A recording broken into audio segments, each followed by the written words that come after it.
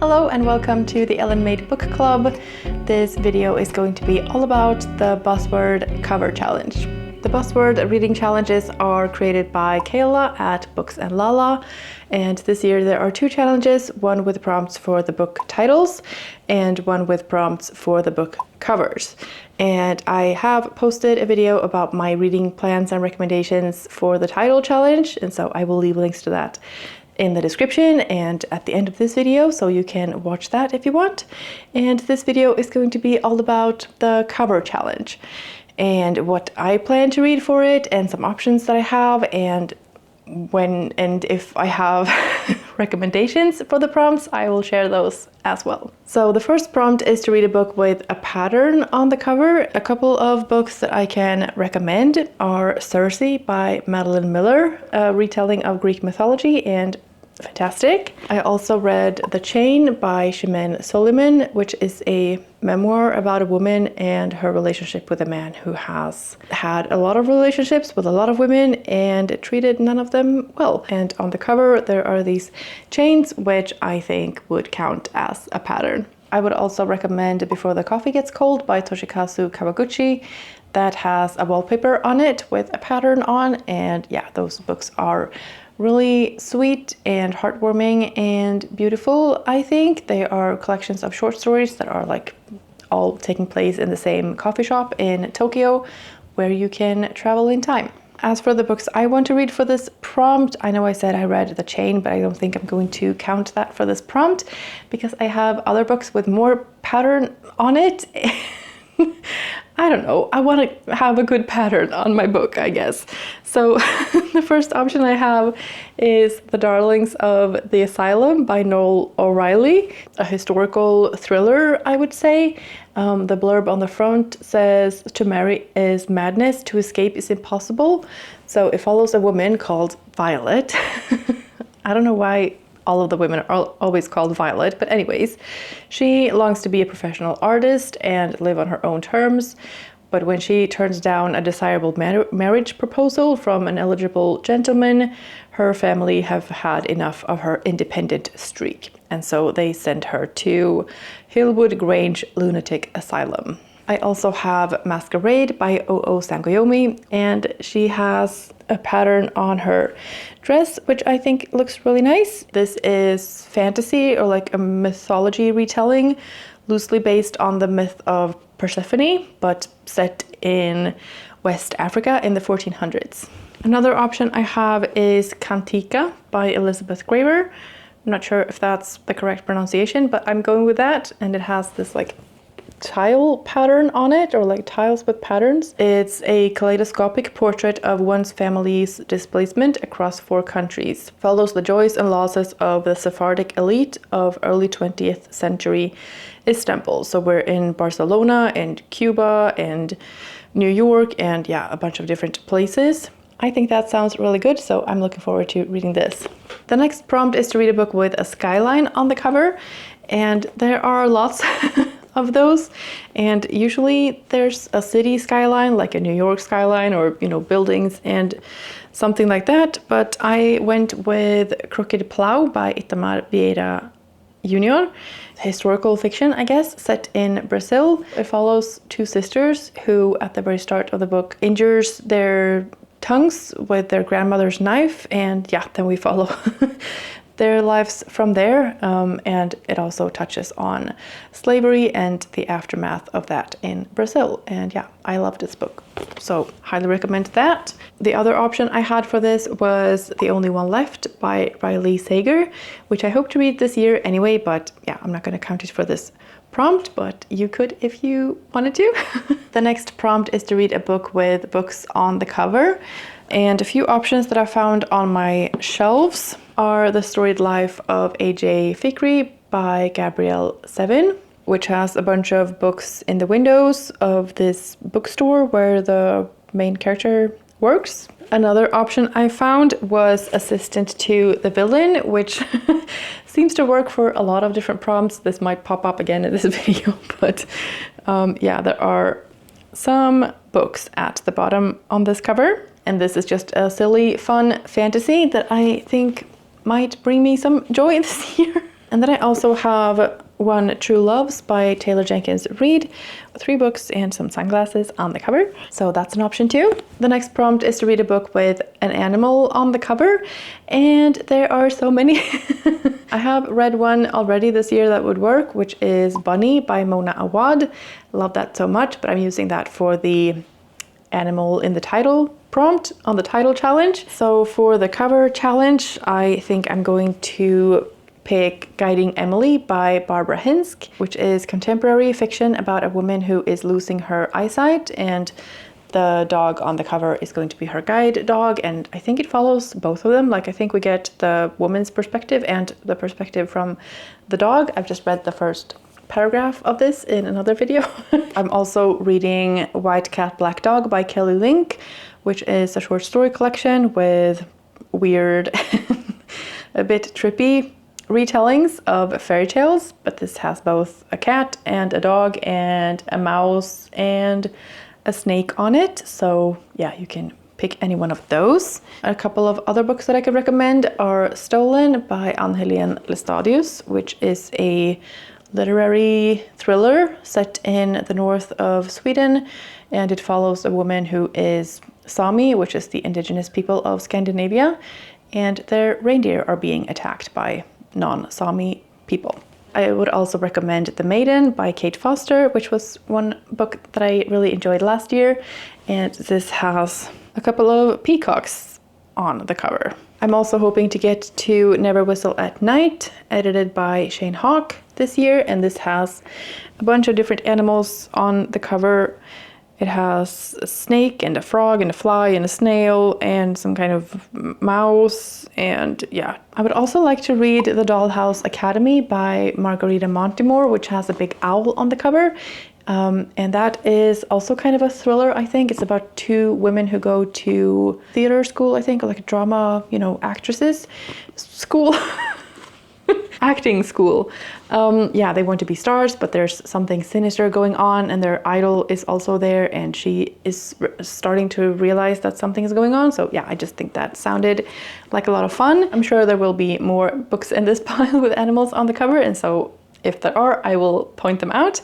But the next prompt is to read a book with eyes on the cover. I will mention Never Whistle at Night again, because this has a big eye on the cover, like right there, and there are also eyes in the flowers and like in the dark.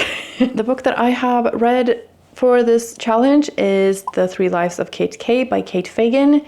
On that cover you can see her eyes in like a cracked mirror, so you see 3 pairs of eyes. That book wasn't my favorite, so it's not one that I would necessarily recommend, but I read it and I'm counting it.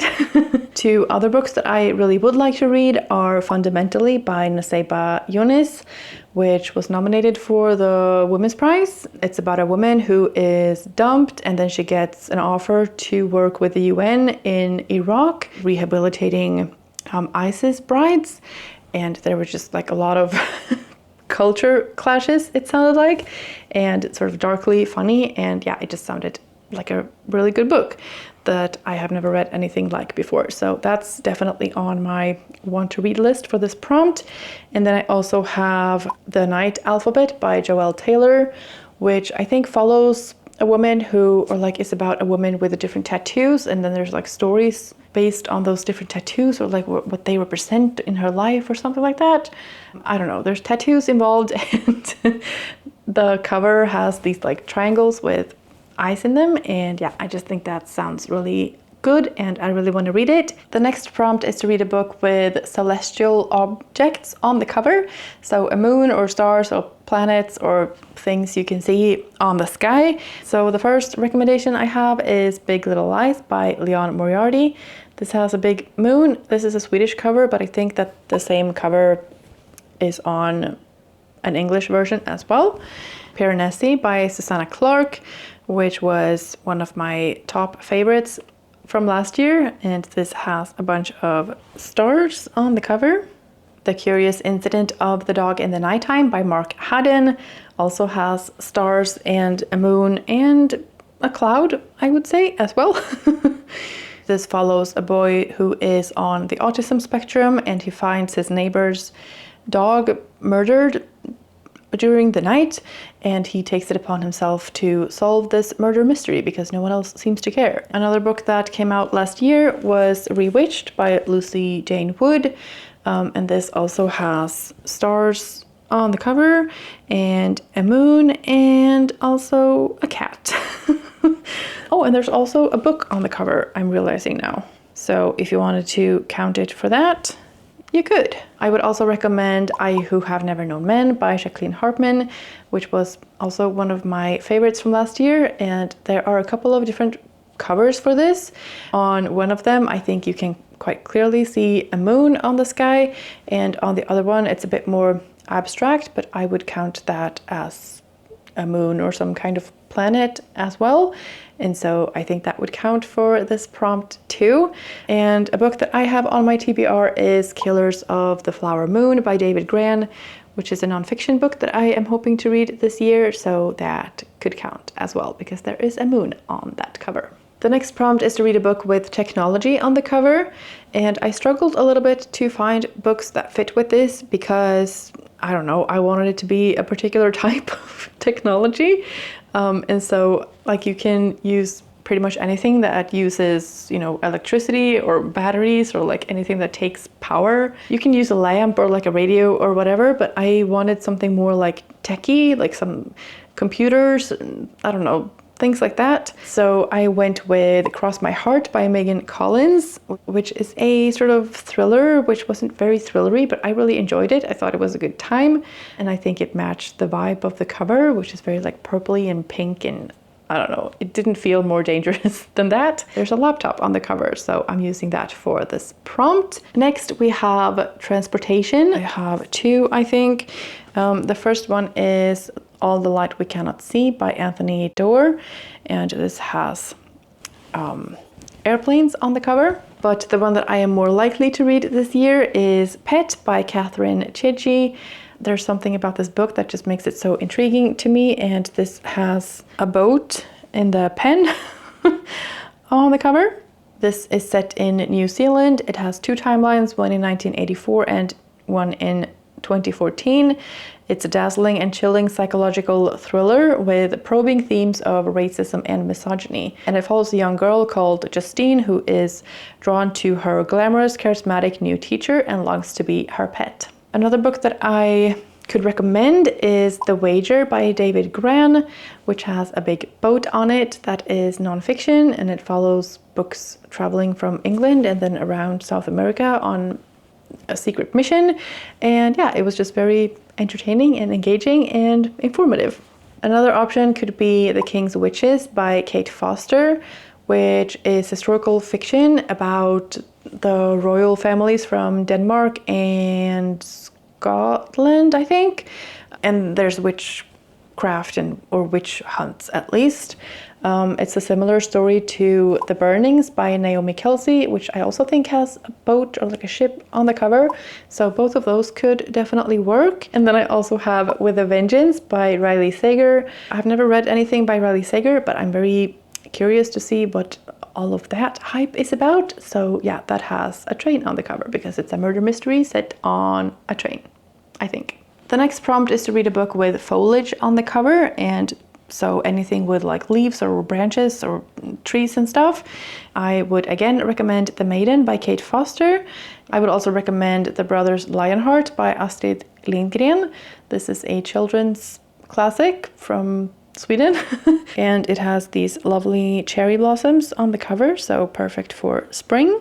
And then a couple of options that I might read are Leonie by Max Porter, which is a weird little book that I have started but not gotten very far in yet. But yeah, this has a big leaf made up of leaves and a tree on the cover, so I think that could definitely count. And then I also have The Mountains Sing by Nguyen Phan Huy Mai, which is set in Vietnam in 1972. The next prompt is to read a book with a weapon on the cover, and for that I have on my TBR right now My Sister the Serial Killer by Oinkan Braithwaite. There is a knife in the reflection of her sunglasses, and I also have An Ember in the Ashes by Sabah Tahir, which has this big sword on it. I also have Memory Man by David Baldacci as an option, and this has a big gun on the cover. And then I have a few books with weapons on the cover that I can recommend. The first one is The Song of Achilles by Madeline Miller, which has this big bow and arrow on the cover. White Cat, Black Dog again, which has all of the animals but also has a big sword. The Muse by Jessie Burton, which has these two guns at the top there. This is historical fiction set in 1967 in London and 1936 in Spain, and it's got art and family and crime and secrets and things like that. And yeah, if you liked The Miniaturist by Jessie Burton, you might enjoy this as well. And then finally I have Ronja the Robber's Daughter by Astrid Lindgren, which is a children's book, or like middle grade, or I don't know how you would classify this, but it's a fantastic story, and there is again a bow and arrow and also birds and foliage, so this could go for a number of different prompts on this challenge. And then I also have Assistant to the Villain by Hannah Nicole Merer again, because this has a bunch of swords and knives and arrows and things on it, so that could work for weapons as well. This could also work for the animals on the cover prompt, because there's a frog up there and a bird down here. And it could also work for the next prompt, which is to read a book with food on the cover, because it also has apples. Another book with food on the cover, kind of, is As Long as the Lemon Trees Grow by Suleyman, and this of course has lemons on the cover. And they are still on the tree, but you can still eat them. The Muse by Jessie Burton would also be a good option if you want to double up on things, because this also has oranges on the cover and also like foliage and stars, I think, and maybe technology if you would count a typewriter as technology, and also snakes. So that might be a good option if you want to double up. And then the final prompt is to read a book with a monochromatic cover, so just using one color or like different shades of the same color. The first recommendation I've mentioned already, and that is Stolen by Anne-Helene Lestadius. The Mare by Angharad Hampshire. This was one of my favorites from last year, and it's historical fiction based on a true person, a woman who worked as a concentration camp guard in Nazi Germany. It's very engaging and compelling and uncomfortable, and like it makes you think about things. It asks a lot of questions, and yeah, I would highly recommend this. And a book that I would like to read this year is The Handmaid's Tale by Margaret Atwood. And I don't know, this is not the most like imaginative monochromatic cover. It's just a photo with like a red filter on top, but it would still count, and it's a book that I have been wanting to read for a long time, so this might also work for that. Two other options would be There There by Tommy Orange and Women Talking by Miriam Taves. So those are all of the prompts and all of my reading plans and recommendations. I hope you found something interesting to read. Let me know if you are participating in this challenge as well and what you're planning to read, or if any of these options helped you find something that you were looking for. I will leave a link to the video I made on what I'm reading for the title challenge here somewhere, so you can watch that. Thank you so much for watching. I hope you're having a fantastic day, and I will see you in the next one. Bye. And then I also have